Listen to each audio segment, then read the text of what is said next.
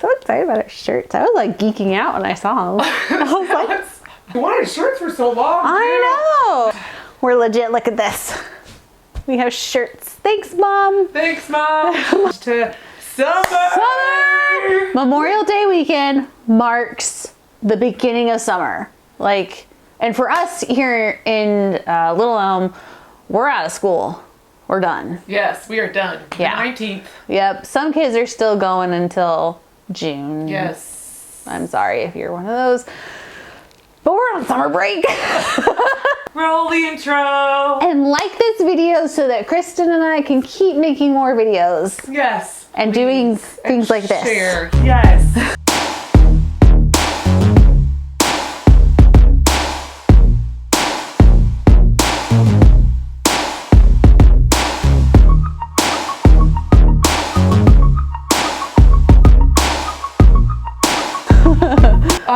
Yeah, there was a lot of behind the scenes that went into this. A lot went on here. I give my praise to Brittany on this. Well, tell us what we have here. Okay, Chris's aunt gave me this recipe, taught me how to do this, and hers was even a little bit different. I've tweaked it over the years. I make this every single summer, usually around 4th of July.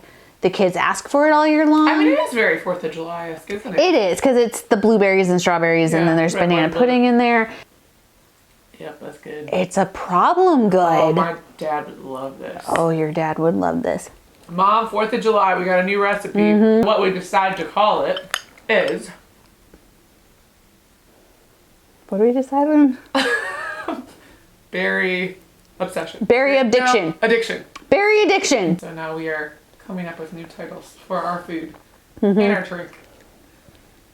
This will be interesting. Stay tuned. And how many ingredients? 4 if you count the berries as the same. 4. I want to say 4. 5 if you want to call strawberries and blueberries 2. Wow, that's good. Okay. Yeah, it's easy. That's It's super easy. Last day of school. Hashtag Oh last my day. gosh. I got these at a garage sale because I love garage sales. I just keep reusing them because it just, I mean, they're just like perfect.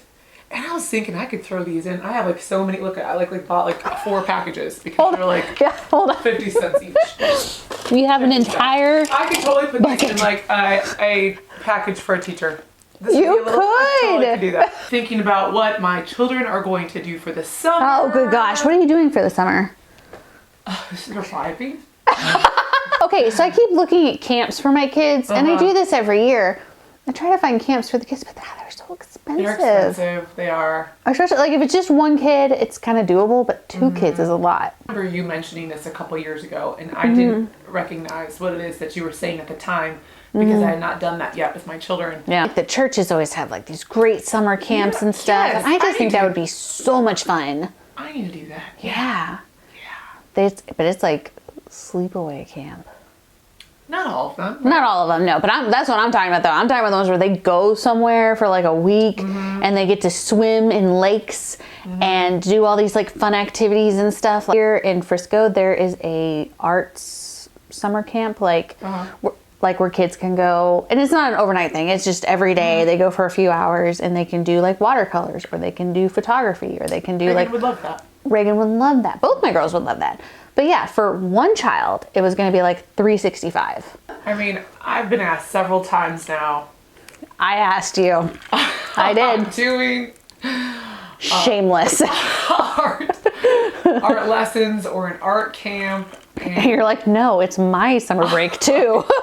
Like, especially when I was an art teacher, I could totally even use my room, I'm sure. Nope. Just nope. Just to know the need, I think, for affordable camps for kids during the summer. Yeah. Went to some great camps growing up. Went to like a theater camp. Oh, that's cool. Went to a horse camp. Went to it was like a nature camp. You know, like we went outside of like, and they did this thing like how to survive in the wilderness all alone. A survival camp? Survival camp. Like it wasn't like just they did one day of it, but. So does this mean you can survive? Like you know how to start a fire? I could do all Can right, you drink your own pee? I would not do that. Yeah, and I see, went like to an archaeology camp. I wanted to be an archaeologist, and so my Did mom you sent me to really? this archaeology camp. I loved it. They broke a pot and like put it into like some sand. And we had to like dig up all the pieces and put it all together. I know it kind of sounds weird, but it was really cool. What happened to that dream? I mean, how practical is that, being an archaeologist? I mean, I don't know anybody who's an archaeologist. That's what I'm saying. And like all the traveling you'd have to do, and yeah, that dream was when I was a kid, fizzled fast.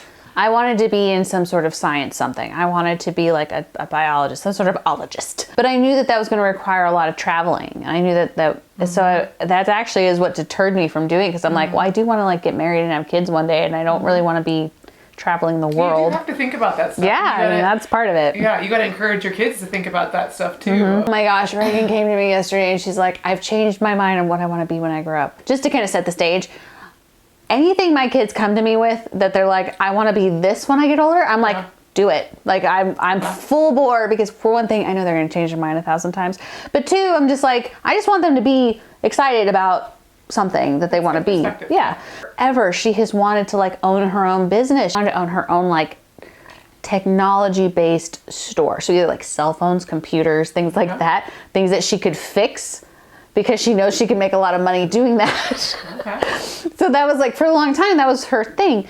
But then she told me last night, she's like, I've changed my mind on what I want to be. I'm like, okay, what do you want to be? She's like, well, I'm at 2. And I'm like, okay. And she's like, I either want to be a nail tech. I was like, wow, we really took a left turn there. I was like, okay, do nails. Oh, or a flight attendant. That was the other thing. Oh, flight attendant. That would be a cool job. That would be a cool job. I mean, Chris very much encourages that, because he's like, you get good benefits with a flight attendant. Oh, yeah, Lori Negron. Let's talk about that. Oh my gosh, yeah. She retired from being a teacher. Retired. Happily retired. Happily retired. Her husband is a pilot. Yeah, now they travel all over the place. Yeah, like they get to go together, which is really cool. I did not realize that. Yeah. She seemed like, Laura, you seem like you were living the life. Yeah. You were living the dream. And I'm so happy for you. So happy for you. That's awesome. And now she's scuba diving. Yeah. And like doing all these really cool things. She's looking real good too. She's She looking real healthy. is. She lost a lot of weight. Her skin looks amazing. She looks really happy. Her husband looks really happy. We kind of touched about this a little bit earlier, but so your kids' artwork. So a lot of times, me being especially former art teacher, this is the time where I'd send all of your artwork home with the kids. It all comes home at one big lump. Yes. Portfolio. Yes. In a portfolio that your art teacher has spent much time on preparing for. It's cherished. And so I am now that mom that tends to throw a lot of that stuff away. I do. But there are some key things there are some pieces that I do like and I do enjoy. Yeah. And so it's like, so what do you do with those art pieces? Well, what do you do first before I have my 2 cents there? What do you do with those? Be honest. Like kind of sift through it, and the ones that are like, okay, this was clearly to kill time. Like, we need to get rid of those. But the ones that like I can tell they worked really hard on that are special, like I put them. A lot of them get folded up and they go in the bin. So recently, my mother and my father have been cleaning out their basement. Oh. Yes, it's a lot of work. Yeah. And they've come across a lot of my old artwork. So my mom saved a bunch of my artwork. Of course, memories strike. Like it's neat to see, but it's just like, so what am I gonna do with this? Yeah. Like just kind of toss a lot of the artwork. What is my child going to do with a picture of a bunny when someone who is like uber sentimental is dying a little bit inside. They are. I'm sorry. My friend growing up, her mom always displayed their art pieces, so like their favorite art pieces, in the garage. And I thought that was really neat. That is really neat. I thought it was a cool idea. Yeah. There are these frames that I found. Delta Airlines and that magazine that has the weird things. Yeah. Where like it just opens up and shuts and you can put the piece in, take it out. Like it's super easy. So I ended up getting those for Brent. Yeah, for the school. I thought about getting that here in our hallway for the girls' artwork. There are so many things on Pinterest for this very topic. Really? On how to display your kids' artwork in a way that you can swap it out. Constantly making things, so. Oh my gosh, just this morning, I just thought that was funny. Faith came home yesterday and she showed me all of her pictures. Mm-hmm. The girl is obsessed with rainbows right now. I mean, she knows the order of the rainbow. Yes, that's my girl. I expect nothing less. Okay.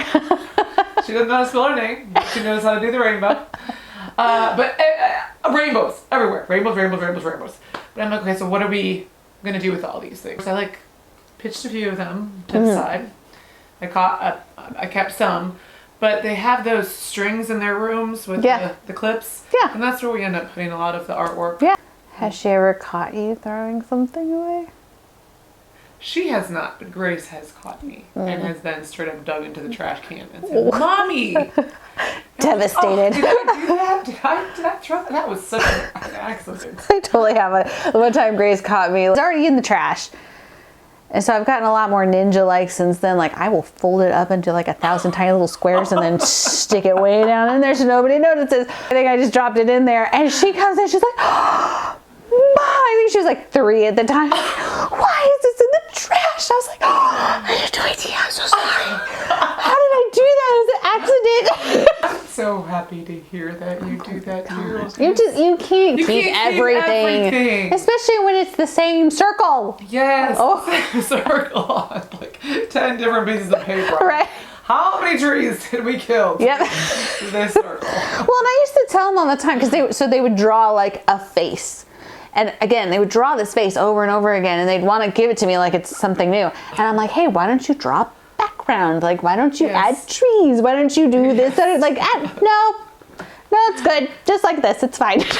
It's also really interesting, like what stands out to them is like so Grace and Faith, just seeing their pictures compare from like the same age, and Faith is so into drawing eyebrows. Where'd you get that from? And not just my eyebrows. What? Derek might have a little something that you might want to share. Stop it. They look so much better now. But eyebrows are a big thing in our house, so maybe that's why our daughter is drawing eyebrows on her pictures. I mean, maybe eyebrows need to be a bigger deal to people. Do they have necks? Because when my kids were little, they would draw us without a neck. I don't think we have necks. I think that's actually pretty normal. Yeah. No necks, yep. I may very well do this. Someone actually like took pictures of their kids' artwork and then did a photo book out of it. See, that's what's great about, what is the, Art Sonia. Oh, yeah. That I had done the last year before I left. And so I was uploading the kids' artwork then electronically so that you could get the artwork. That's what I love so much about it. You could actually get the artwork then put on like a t-shirt or a mug or a mouse pad. So something they could actually, a keychain, like use. Yeah. It was hard to keep up with though. Or maybe I would have a great parent volunteer help me out with that.